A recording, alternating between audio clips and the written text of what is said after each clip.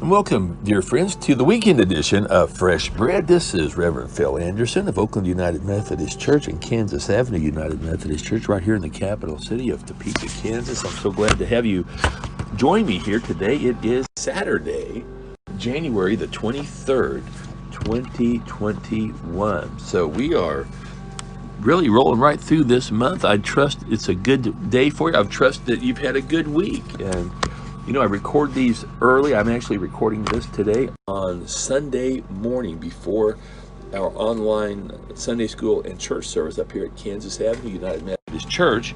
As a matter of fact, I'm going over to the window right now and just open up the blinds a little bit so I can see outside there. And looks like a beautiful morning, a little crisp and cold when I rolled over here this morning about 6:30. Of course, it was dark out and days are getting a little bit longer, aren't they? So hopefully you are encouraged to see the season starting to change. Hopefully we'll get through the winter without too much difficulties in the weather. And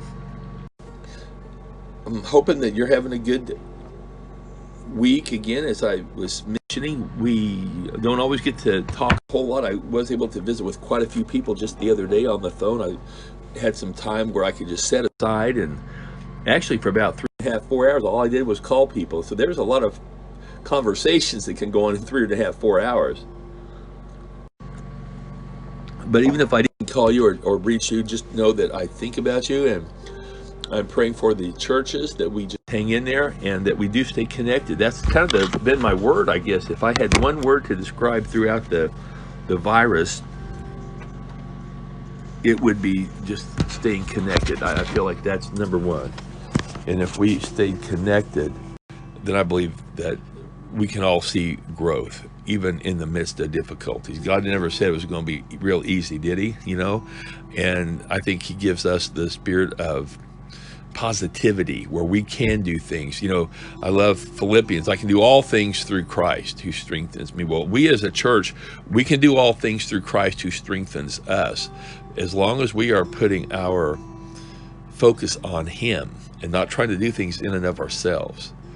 Because I believe, as we've said before, as we look at how things rolled last year, 2020, there were a lot of things that were beyond our control. And we find that the more that we depend on Christ in every aspect of our life, of every moment of our day, things just go better. And if we make a mistake, if we say something we shouldn't have said, then we can correct it, apologize for it, hopefully, if we're able to do that. And then we move on. And I'll tell you, there's going to be days, I think, for all of us where we're just going to be needing to do something that we don't always do. And that is, we just kind of need to get away from everybody and just rest. I think sometimes we don't realize how fatigued we are. And I believe God understands, because remember, Christ gave us this assurance. He said, "Come unto me, all ye who labor and are heavy laden. Take my yoke upon you, for it is easy and light, and I will give you rest." I'll give you comfort. And that's what Jesus was saying. If you come to me, Jesus is saying, with our fatigue, with our frustration, he will give us rest.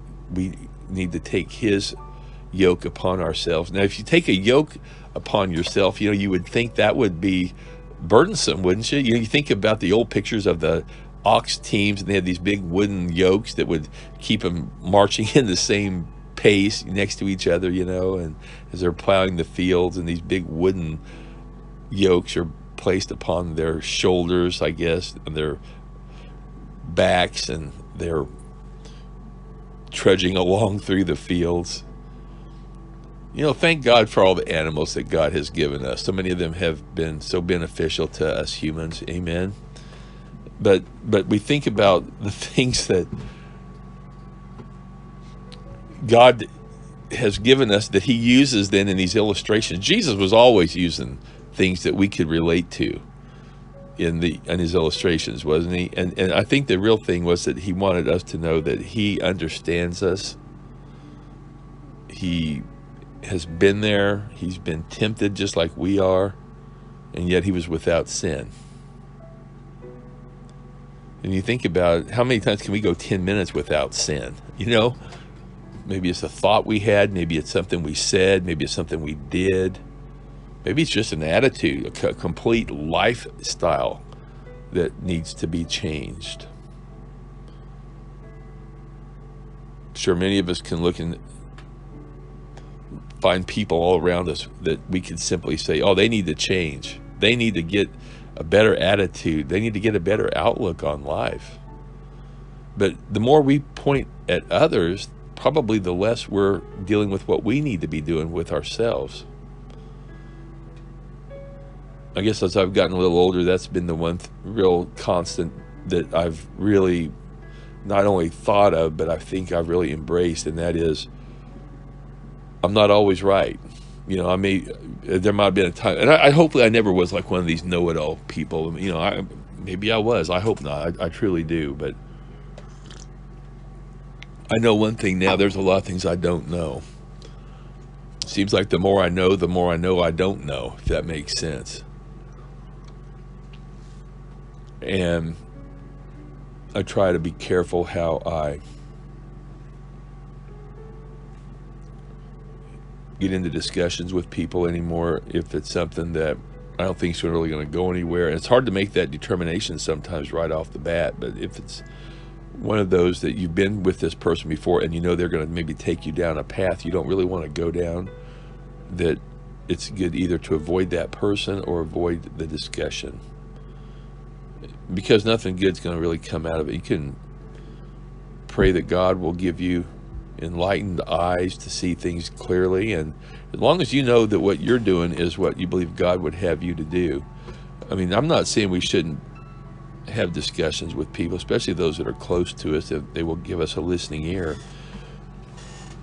But you know, Jesus made it kind of clear to his disciples, didn't he? If the communities that you go into, if they don't receive you, he told them, shake the dust off your feet and move on. You know, I think that's kind of an approach we have to take, and that we don't get ourselves all bogged down by thinking that there are things we have to do to get God's good graces in our life, that he's got these huge battles for us to fight, and he has us only to defend himself. I don't think God needs us to defend himself. He'll defend himself quite well without our help. We just need to be obedient to him, do what he tells us to do. Amen. There was a story that you all have heard in the Bible. It's in Luke, and it's where Jesus is in a big crowd of people when a woman touches his garment, hoping that she could be healed. And you remember Jesus, in the midst of all this crush of people, this massive humanity, this sea of different people, can you imagine the noise and the shouting and the whistling and maybe the singing, all of the noise going on? Here's Jesus, and all of a sudden he says, hey, wait a minute, who touched me? Jesus probably getting jostled all over the place. Well, he felt his power go out of him. He felt his healing touch go out of him. And the woman steps forward and she says, it was me. You know, out of all the people, she knew it was her.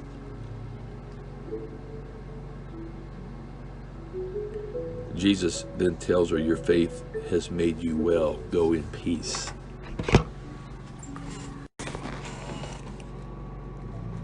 You know, Jesus is never so busy,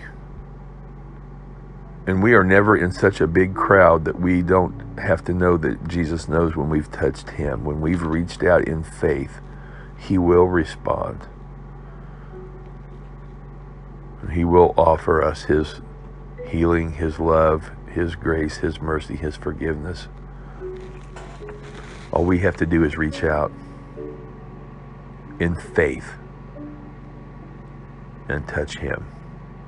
I pray that's what we'll do each day as we go through this life. And I pray you have a great weekend this weekend, and we'll talk to you tomorrow on Facebook Live. Until then, may God richly bless you. It's my prayer. Have a great day.